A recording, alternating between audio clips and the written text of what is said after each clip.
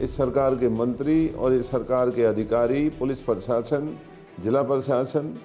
बिक चुका है और गरीबों की भावनाओं के साथ खिलवाड़ करके जबरन पुलिस को ले जा करके वहाँ ठेका खोलने का जो काम किया है, ये निंदनीय है।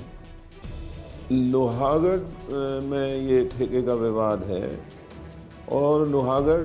और हरिनगर में ज़्यादातर मेहनतकश और कमेरे वर्ग लोग रहते हैं, दलित समाज के लोग रहते हैं।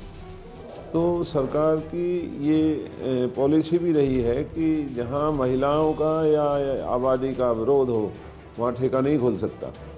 लेकिन ठेकेदारों के पैसे के दबाव में आकर के इस सरकार के मंत्री और इस सरकार के अधिकारी, पुलिस प्रशासन, जिला प्रशासन बिक चुका है और गरीबों की भावनाओं के साथ खिलवाड़ करके जबरन पुलिस को ले जा करके वहाँ ठेका खोलने का जो काम किया है, ये निंदनीय है। तो वहाँ के लोगों ने इसका विरोध किया है और जहाँ तक मुझे पता चला है, सरकार ने आश्वासन दिया था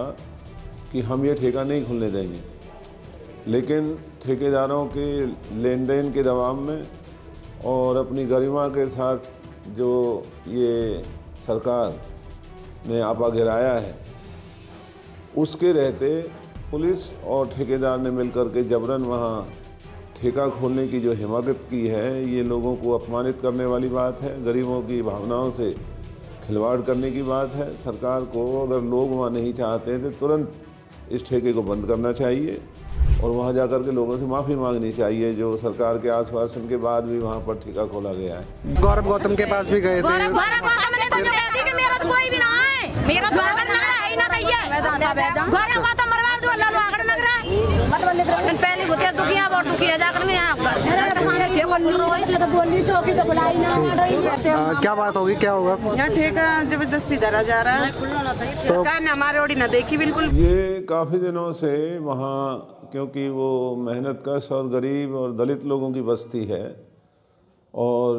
जो शराब के ठेके की वजह से नौजवान बच्चों के जीवन के साथ खिलवाड़ हो रहा था, तो वहाँ के लोगों ने इसका विरोध किया है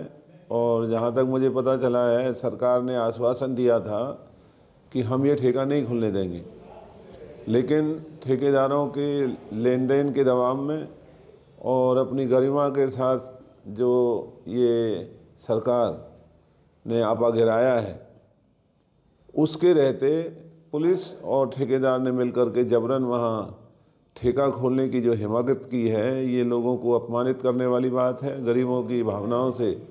खिलवाड़ करने की बात है। सरकार को अगर लोग वहाँ नहीं चाहते तो तुरंत इस ठेके को बंद करना चाहिए और वहाँ जाकर के लोगों से माफ़ी मांगनी चाहिए, जो सरकार के आश्वासन के बाद भी वहाँ पर ठेका खोला गया है।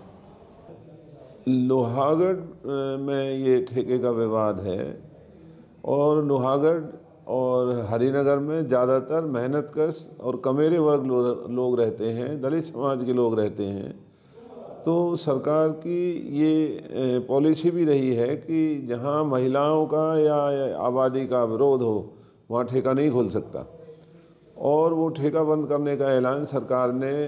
जैसा मैंने सुना है, किया भी है, लेकिन ठेकेदारों के पैसे के दबाव में आकर के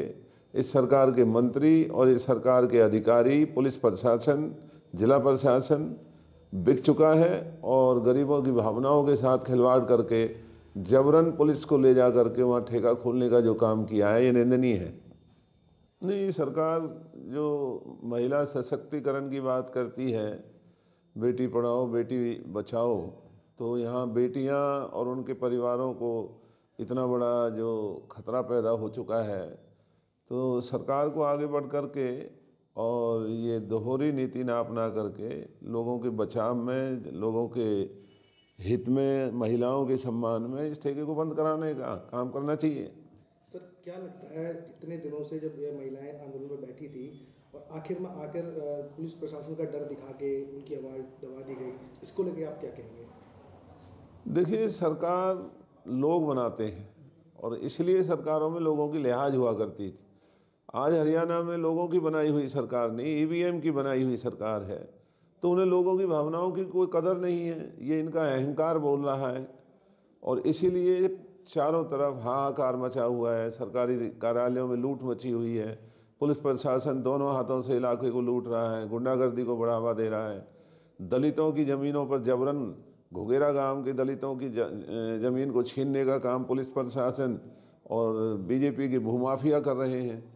पलवल में चारों तरफ नाजायज़ कॉलोनियाँ काट करके इस पलवल को गांव जैसा बनाने के काम बीजेपी के नेता और उनके सहयोगी करने में लगे हुए हैं। प्रशासन मूक दर्शक बना हुआ है। तो ये बहुत ही दुर्भाग्य की बात है। हम उम्मीद करते थे कि इस पलवल को हम आने वाले समय का एक बहुत ही